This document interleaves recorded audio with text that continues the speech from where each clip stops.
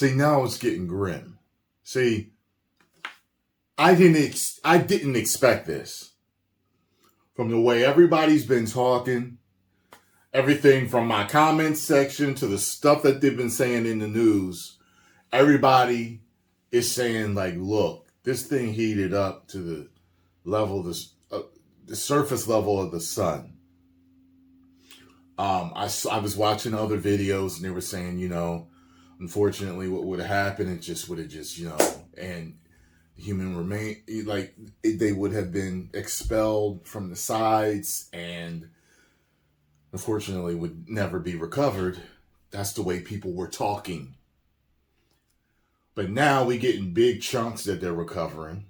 When people are talking about, like, well, when the catastrophic implosion happened, it had just been in fragments. But now we get in bigger pieces. Now they're recovering human remains. So I'm hoping to God that they didn't feel none of this. Because they're saying they didn't feel it. I feel like these details are coming up kind of wrong. You know what I'm saying? A bunch of you sent this to me. Let's take a look. Some breaking news that is coming into us in just the last couple of minutes here, because we are hearing from the Coast Guard in an official statement saying they have recovered what they describe as human remains from that Titan mini-sub wreckage. Good Medical Lord. experts are set to conduct an analysis in the next few days. It comes as we're getting the first look at some of the pieces from that catastrophic implosion. The front. Look at this. You can see it here. Pieces of steel, chunks of metal, what looks like electrical wires being lifted off the ship at a Canadian Coast Guard pier up in St. John's. These pieces were found by an ROV, a remote-operated vehicle. It's been on the ocean floor looking for any wreckage like this. Investigators hope this will provide some clues as to what happened before this sub imploded, killing, of course, all 5 people who were on board.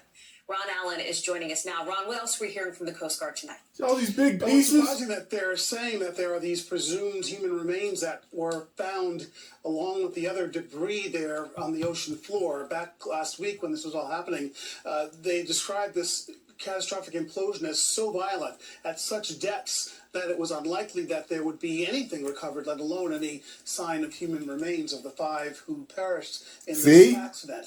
So that's really startling that they have announced this just a few moments ago. So that, along with the other debris here that's been pulled up by the salvage company, is headed to investigators as they try to figure out what caused this to happen. As you know, there was a lot of speculation, a lot of criticism of the company, OceanGate, the CEO, Stockton Rush, the pilot, who also died on this voyage on the Submersible, because this craft had not been independently certified, safety certified by any of the maritime agencies that do that sort of thing. It wasn't required to, as it was operating out in international waters. But there was some criticism from within and outside of the company suggesting that it wasn't, that the vessel shouldn't be operating at those depths, some 2.5 miles down, to see the Titanic wreckage with passengers aboard, that it wasn't safe. And then we had this catastrophic accident last week. So more for the investigators to look at. The U.S. Coast Guard is leading the investigation. They've convened what's called a Marine Board of Investigation, which is the highest level of investigation that the Coast Guard can organize.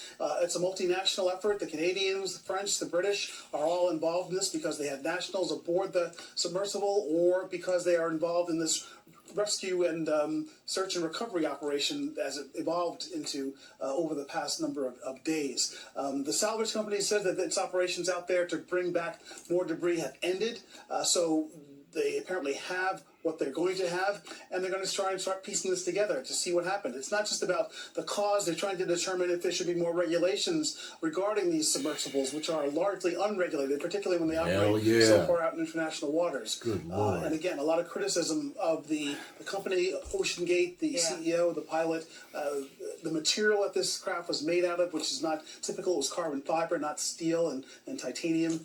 So again, a lot of questions, and this big development today that there are, in fact, apparently human remains that have been recovered as well. Very unlikely. Ron Allen, thank you very much for bringing us up to speed. As you say, that's all coming into us late tonight. Appreciate it. See? Thanks for so I'm going to watching. tell you exactly what this makes me think of. It makes me think of how doctors are wrong a lot, and how scientists get things wrong a lot. And they keep discovering new things and then changing their opinions on different stuff. You know, at one time they used to say smoking was good for you. Right? So that's what I'm saying. Like, I hope to God that they did not suffer. Oh my God. And it makes me think of that kid. Makes me think of that kid because he was already terrified and didn't want to go on it.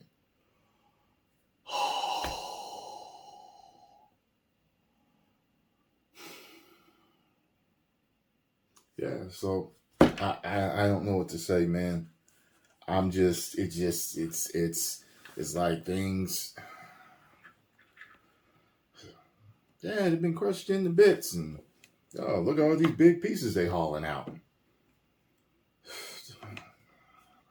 There'd be nothing, no remains, you know. It's just, you know, to be left to the sea and the organisms in the sea, and you know. Oh, now we're finding.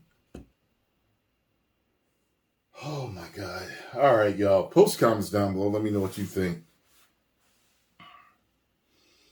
I know a lot of y'all know more about diving and all this other stuff than I do. Maybe you can lend a little bit of expertise to it, but I'm just like, come on. It's just sad. It's gruesome is what it is at this point. I will talk to y'all later.